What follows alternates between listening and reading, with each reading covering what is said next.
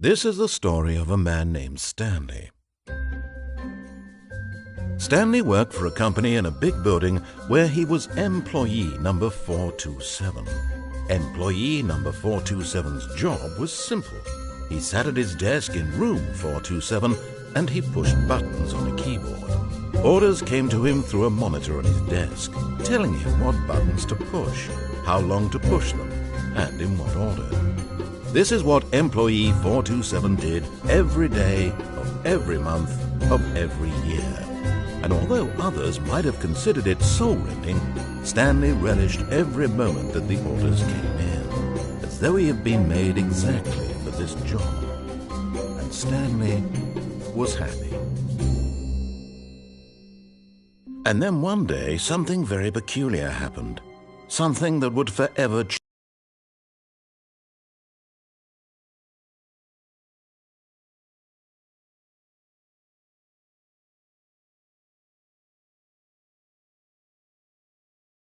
change Stanley. Something he would never quite forget. He had been at his desk for nearly an hour when he realized that not one single order had arrived on the monitor for him to follow. No one had showed up to give him instructions, call a meeting, or even say hi. Never in all his years at the company had this happened, this complete isolation. Something was very clearly wrong. Shocked, frozen solid, Stanley found himself unable to move for the longest time. But as he came to his wits and regained his senses, he got up from his desk and stepped out of his office.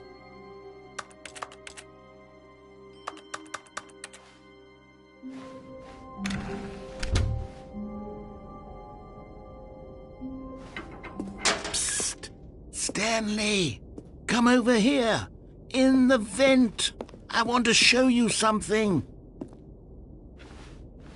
Oh, you don't want to see the cool surprise I made for you? Well, fine. You're a dork anyway, so who cares?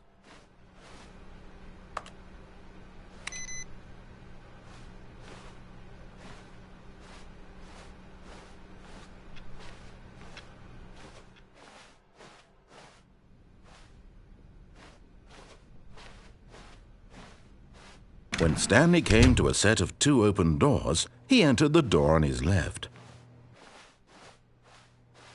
This was not the correct way to the meeting room, and Stanley knew it perfectly well. Perhaps he wanted to stop by the employee lounge first, just to admire it.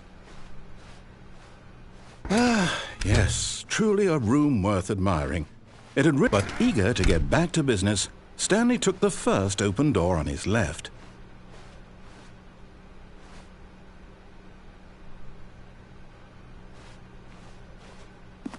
Stanley was so bad at following directions, it's incredible he wasn't fired years ago. Look, Stanley, I think perhaps we've gotten off on the wrong foot here. I'm not your enemy, really, I'm not. I realize that investing your trust in someone else can be difficult, but the fact is that the story has been about nothing but you all this time. There's someone you've been neglecting, Stanley. Someone you've forgotten about. Please, stop trying to make every decision by yourself. Now, I'm not asking for me, I'm asking for her. This is it, Stanley. Your chance to redeem yourself, to put your work aside, to let her back into your life. She's been waiting. That's her, Stanley. You need to be the one to do this, to reach out to her. If you can truly place your faith in another, then pick up the phone.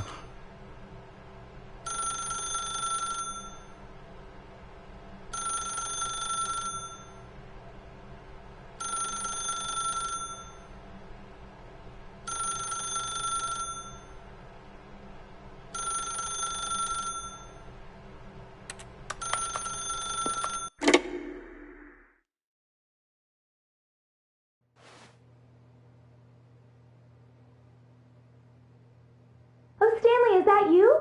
Hold on, sweetie. Sorry to keep you waiting. I'm just pulling the bread out of the oven. All right. Okay, there we go. All right, now, I want you to come in and tell me all about your day. Gotcha! Oh, come on. Did you actually think you had a loving wife who'd want to commit their life to you? I'm trying to make a point here, Stanley. I'm trying to get you to see something. Come inside. Let me show you what's really going on here.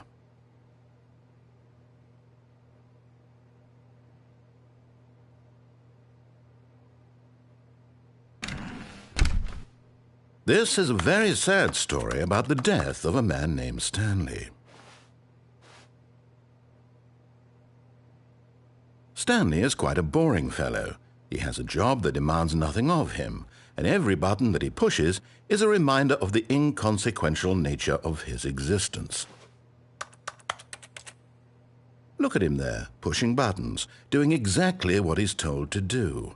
Now he's pushing a button. Now he's eating lunch. Now he's going home. Now he's coming back to work. One might even feel sorry for him, except that he's chosen this life.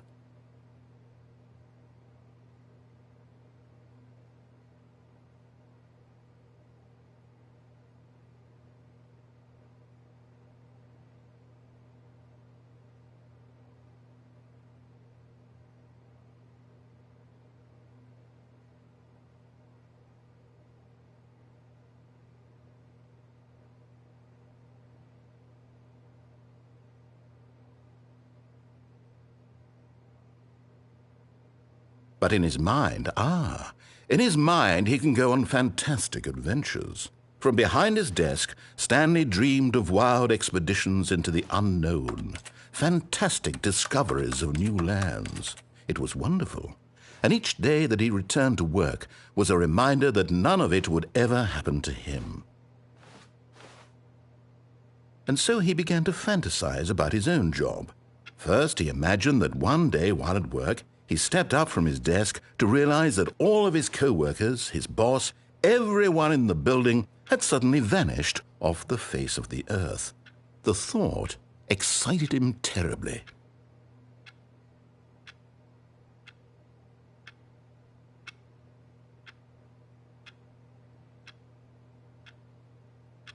So he went further.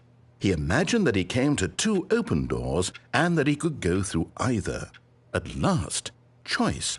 It barely even mattered what lay behind each door. The mere thought that his decisions would mean something was almost too wonderful to behold.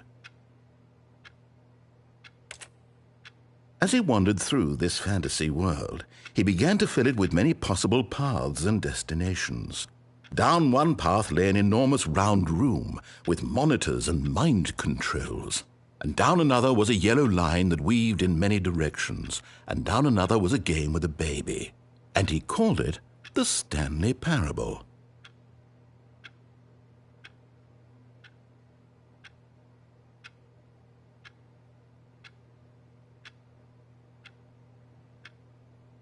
It was such a wonderful fantasy, and so in his head he relived it again, and then again, and again, over and over, wishing beyond hope that it would never end, that he might always feel this free.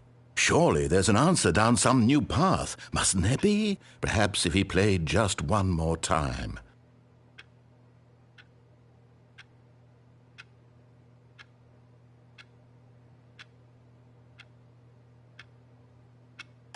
But there is no answer. How could there possibly be? In reality, all he's doing is pushing the same buttons he always has. Nothing has changed. The longer he spends here, the more invested he gets, the more he forgets which life is the real one. And I'm trying to tell him this, that in this world he can never be anything but an observer, that as long as he remains here, he's slowly killing himself. But he won't listen to me. He won't stop. Here, watch this. Stanley, the next time the screen asks you to push a button, do not do it.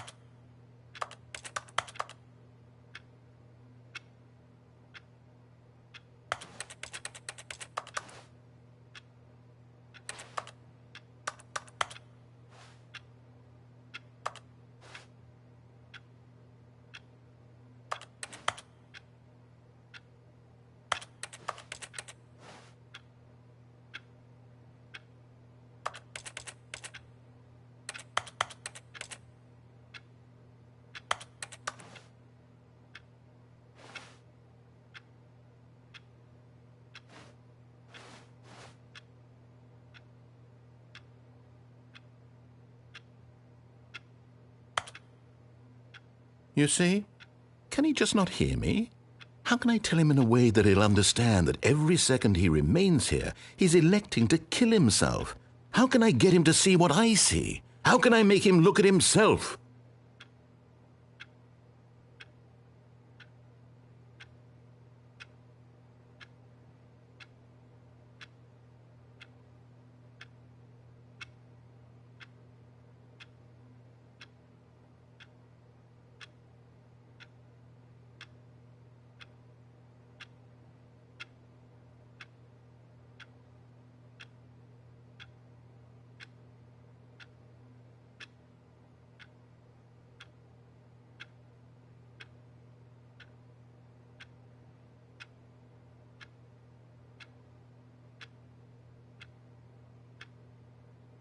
I suppose I can't, not in the way I want him to. But I don't make the rules. I simply play to my intended purpose, the same as Stanley. We're not so different, I suppose. I'll try once more to convey all this to him. I'm compelled to. I must. Perhaps, well, maybe this time he'll see. Maybe this time. And I tried again, and Stanley pushed a button. And I tried again, and Stanley pushed a button. And I tried.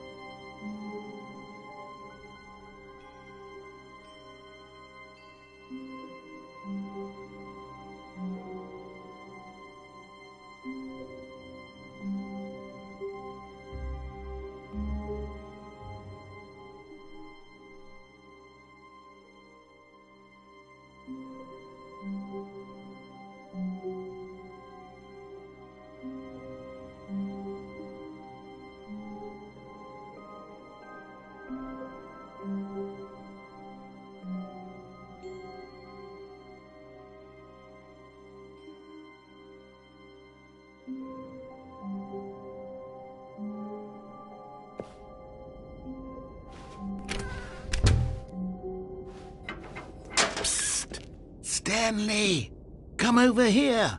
In the vent. I want to show you something.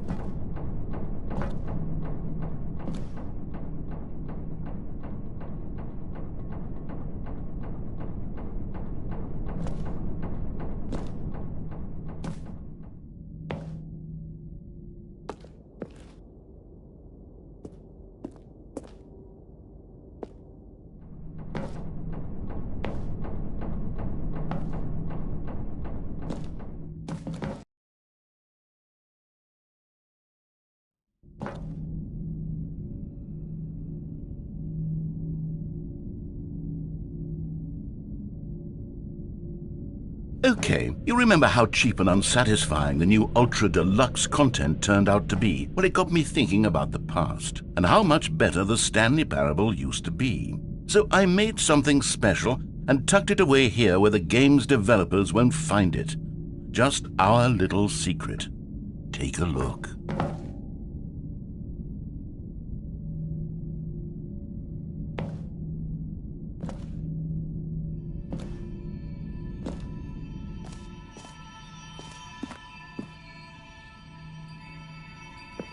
I call it the Memory Zone. It's where I've been storing all my favorite memories so I can relive the peak experiences of my life whenever I want. Experiences like the launch of the Stanley Parable on PC.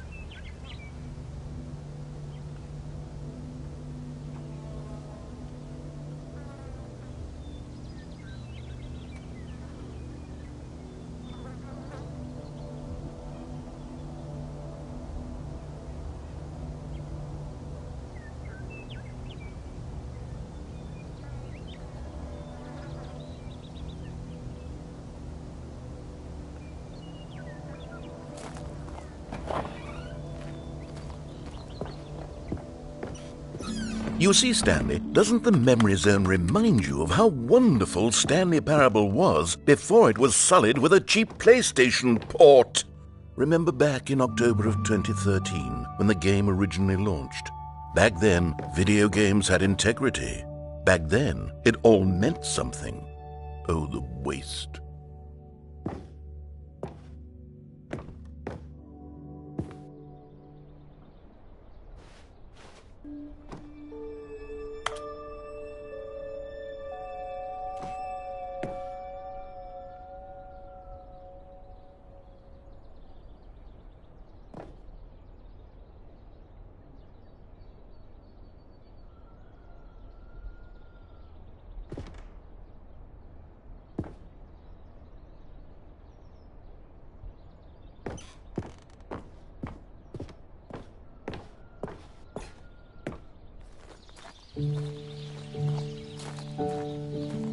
And over here is where I keep reviews of the Stanley Parable. Like this stunning triumph of games journalism, 10 out of 10 from Destructoid.com. James Stephanie Sterling writes, and I quote, "Where so many games that aspire to be more than games end up less than any form of art, Stanley Parable strives and then succeeds to be every game ever created."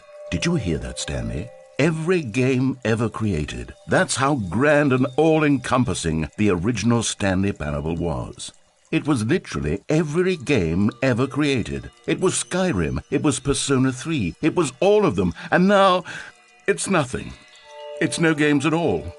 It isn't even the Stanley Parable anymore. It's just a husk now.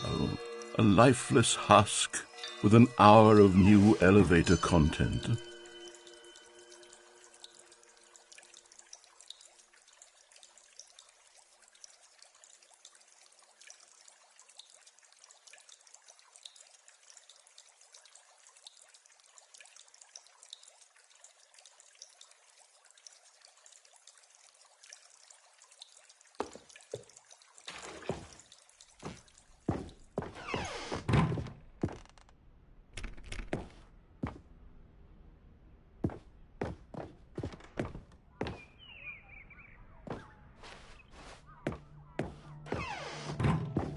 Here's another moving passage, this time from GameSpot.com. The Stanley Parable is both a richly stimulating commentary on the nature of choice in games and one that offers some of the most enjoyable, surprising, and rewarding choices I've ever been confronted with in a game. 9 out of 10. Don't you get it, Stanley? The game was perfect. It didn't need anything else. It didn't need new content. All they had to do was transport it in pristine condition along to the PlayStation, boom, done. And they couldn't even do that. Couldn't resist the urge to go meddling with a beloved franchise.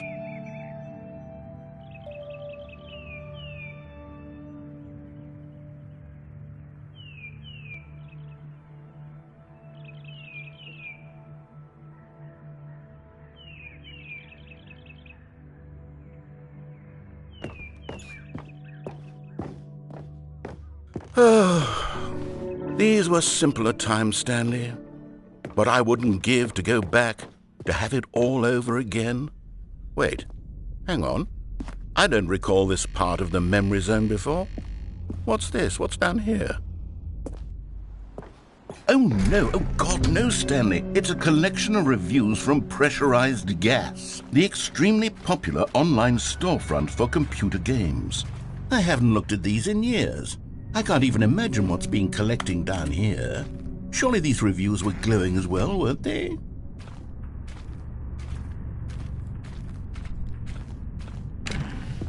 Honestly, I could not be bothered to play this game to full completion. The narrator is obnoxious and unfunny, with his humor and dialogue proving to be more irritating than entertaining. Unfunny?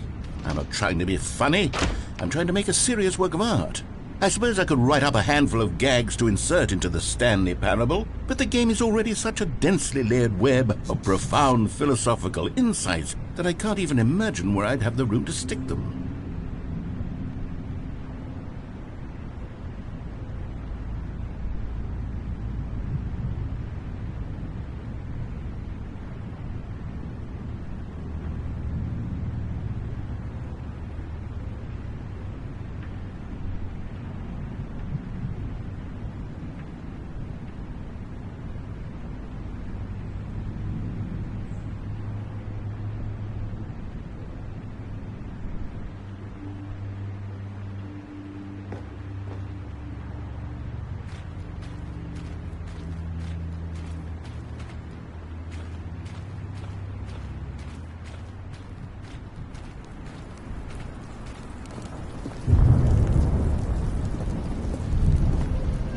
Okay, let's see what this one says.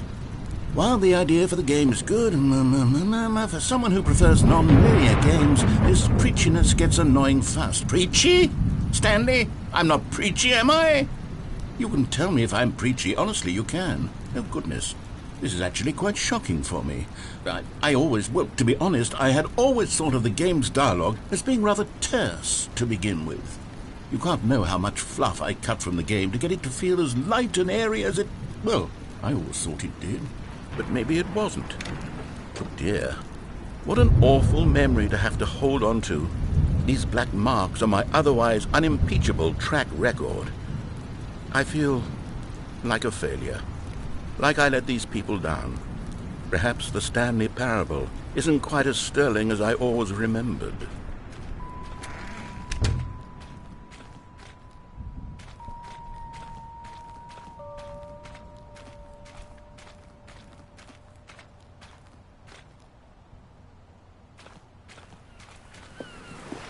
What's this one got to say?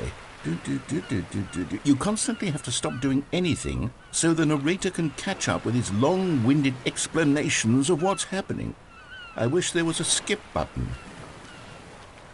A skip button? Well, yes. Yes, I think we can do that. If I'm truly too preachy, then maybe letting you skip ahead for just a moment, surely it couldn't hurt. Not if it means we can strike these negative reviews from the record. Only positive reviews of the Stanley Parable. That's my motto today, and it's always been my motto. I'd do anything for the customer, Stanley. Yes, a skip button we shall have.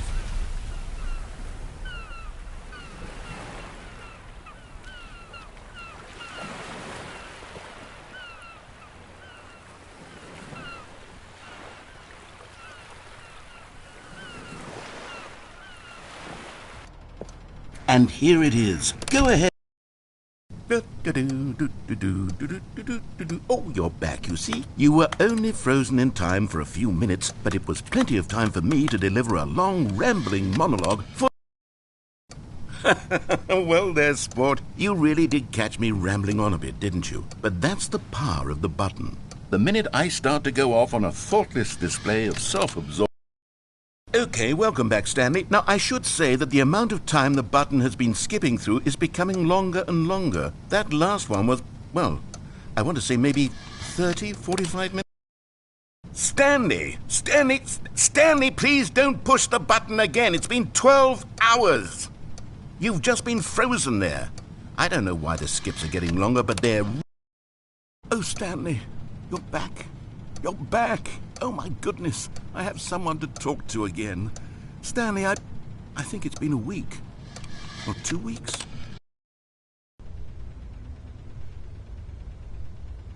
Oh, hello. It's you. You're here again. Welcome. I have had time to think about you and about us and about everything we've been through. I've had so much time, I stopped keeping track.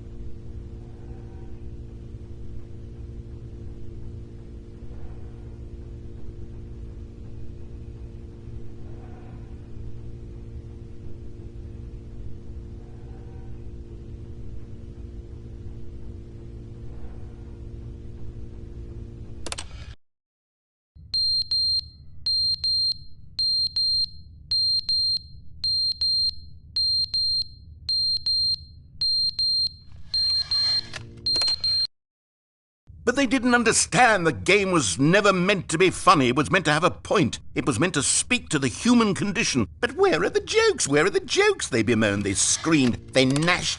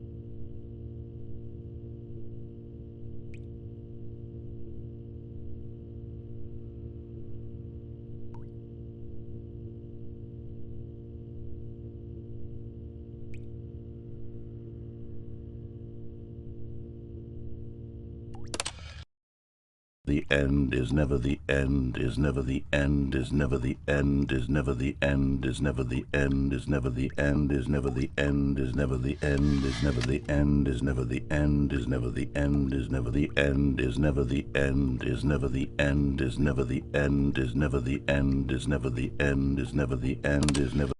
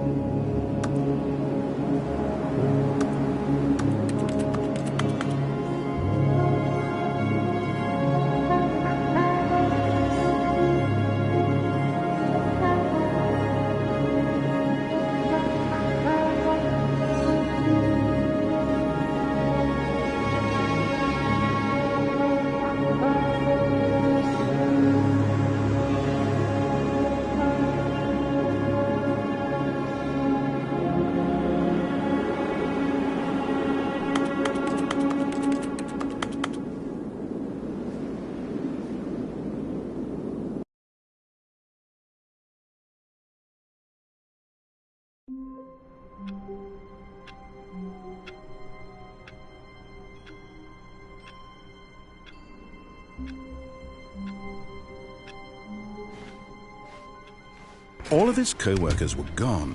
What could it mean? Stanley decided to go to the meeting room. Perhaps he had simply missed a memo. No matter how hard Stanley looked, he couldn't find a trace of his co-workers.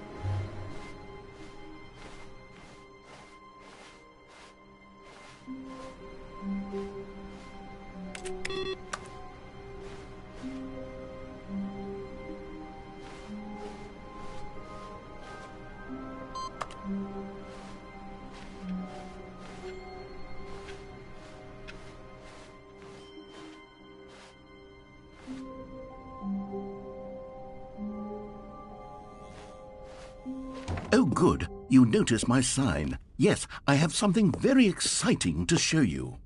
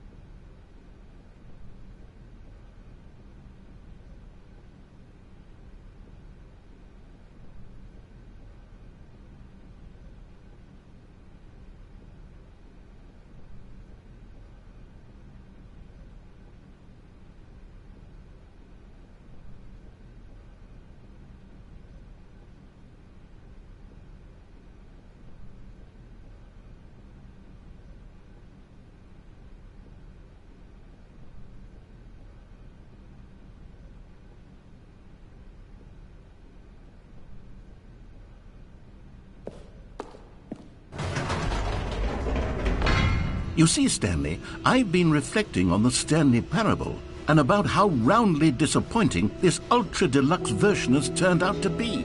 The original Stanley Parable was a landmark, and any new content for it should live up to that legacy. So forget this ultra-deluxe nonsense. I say we take it one step even further. Which is why I'm very proud to announce for the first time ever, the Stanley Parable 2.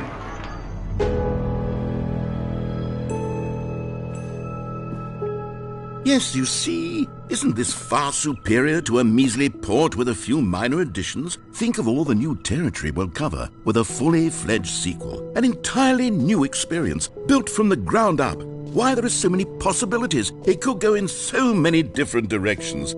This is what fans have truly been asking for.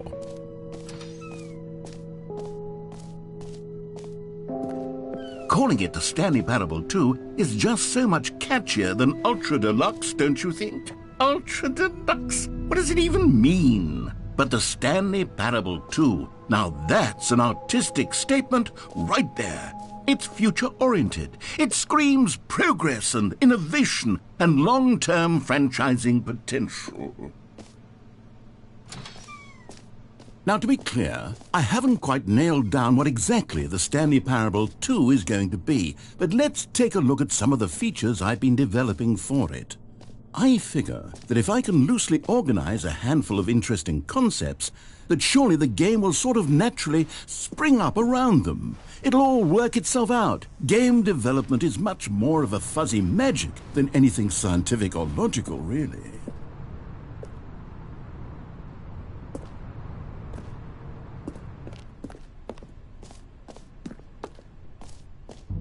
Here we are. Go on, try out some of the new features.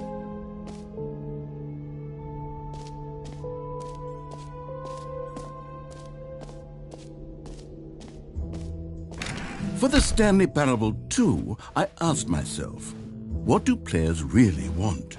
And of course, the first and most obvious answer is that they want to be individually recognized and validated as people.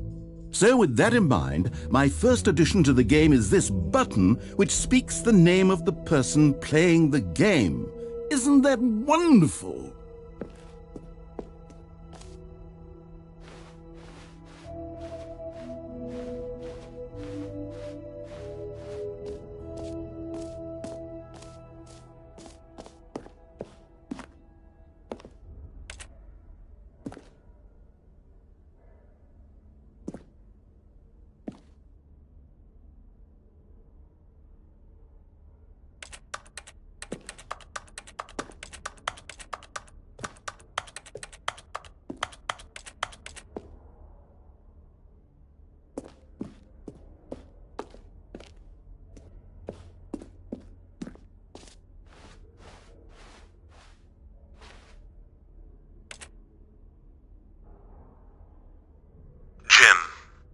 sorry, I should have clarified. Right now, the button only says the name Jim. But of course, in the final game, this button will say your name, whatever name that is.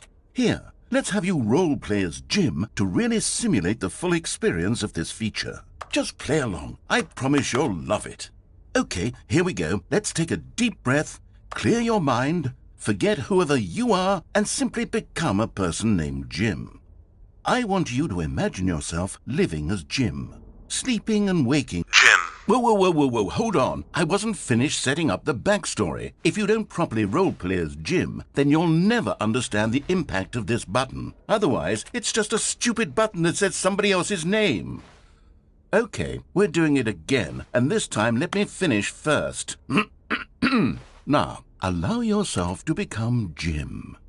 Imagine... Jim. All right, fine, whatever. It's just a meaningless button that says Jim. Are you happy now? Get out of here.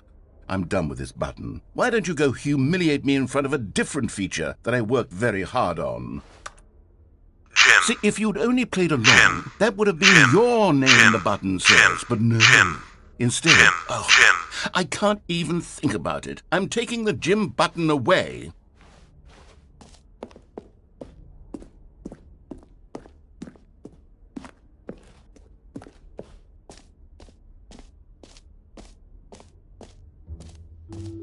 Maybe I'll only let people named Jim play the Stanley Parable too. They would appreciate what I've created here.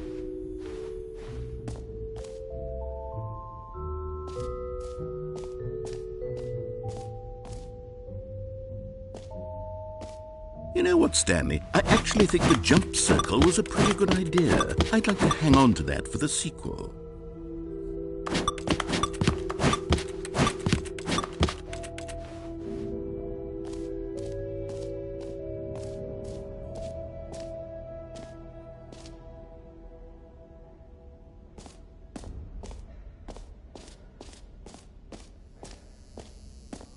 Now, here's something special. You remember that broken test trophy that got left in the game on accident? Well, I'm developing a technology to simply give you the trophy. Yes. You see, you'll come to this lever, and when you pull it, the trophy will be... Okay, perhaps I should have clarified. This is technology that will exist. Right now, the trophy is still fully broken. I'm not a wizard, Stanley, but I guarantee it will be fixed in the sequel to at last satisfy the hordes of ravenous fans all over the world who have been uproariously demanding this feature. Gamers, we hear you, and I promise it will happen.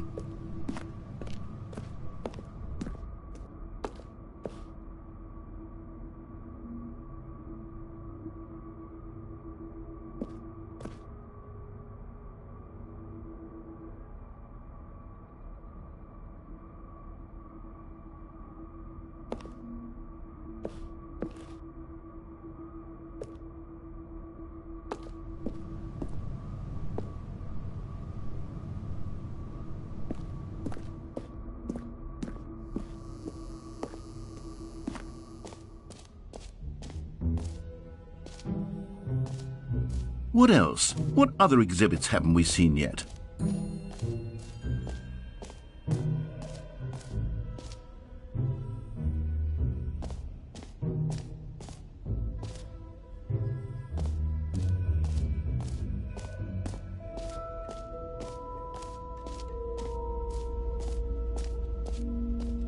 Stanley, here's an idea that I'm truly fond of. It's never been done before in a video game.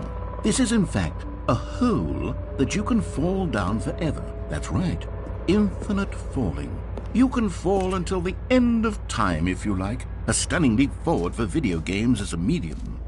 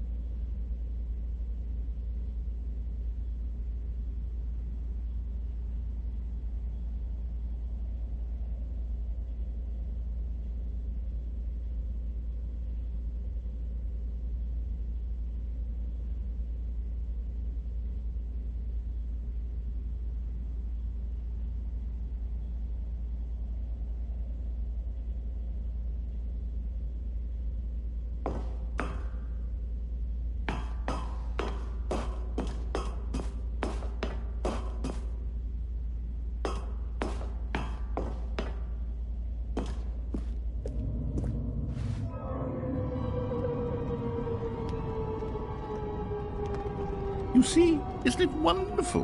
One of my more ingenious concoctions, if I do say so. Now then, since you've gotten to see the infinite hole, you can press the teleport button to pop back up to the top, and we can continue onward. Great. Now, I'm very excited to show you even more of my ideas for the sequel. Okay, and I guess we're back in the hole now. Did you really need to see it again? I don't know what else there is to say, Stanley. It's an infinite hole. It's exactly what you're doing right now, but forever. There really are so many other fascinating exhibits that I've prepared for you. I really spent quite a lot of time on all this, and I would very much like to show you some more of them. How about we go ahead and press that teleport button again so we can get back to what's really important about... Oh, goodness. Well, this is rather embarrassing, Stanley. I'll be honest with you. I truly did not believe that anyone would actually stay in the hole long enough to hit the bottom. Yes, I know, I told you the hole was infinite, but come on. Who actually wants to fall forever? The hole was plenty deep. It was more than deep enough, in my opinion. Maybe it's you who likes falling too much. Maybe you're the problem. Look, things got a little heated there. I think we both said some things we didn't mean. Why don't we just put all this behind us and agree to just call the hole mostly infinite? If that works for you, then go ahead and press the teleport button to warp up to the top of the hole and we can move on. I'll just be up here when you're ready.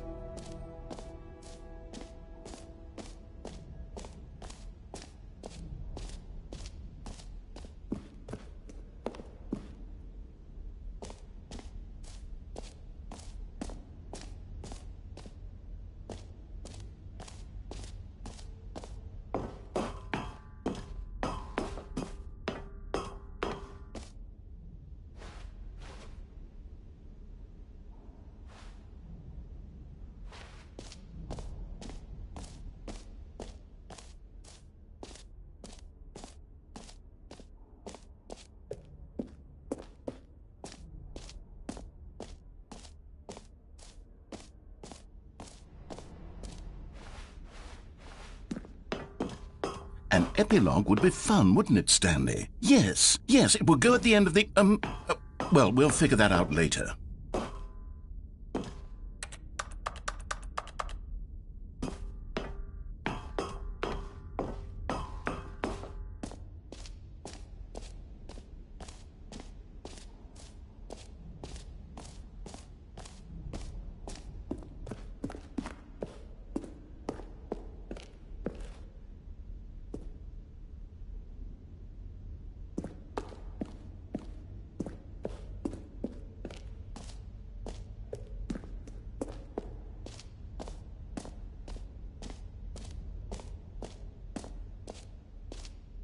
Okay, I'll be honest, I haven't yet decided on this one. I think that in the new version, the office could use a bit of decoration, like balloons. But I'm undecided on Get Well Someday and Happy 12th Birthday. Which would you go with? You know, sometimes when you solicit another person's opinion, it makes you realize that you knew which one you actually really wanted all along. Happy 12th birthday, step-niece, it is. Or actually, maybe I should have gone with... No, I've made my decision, we're moving on.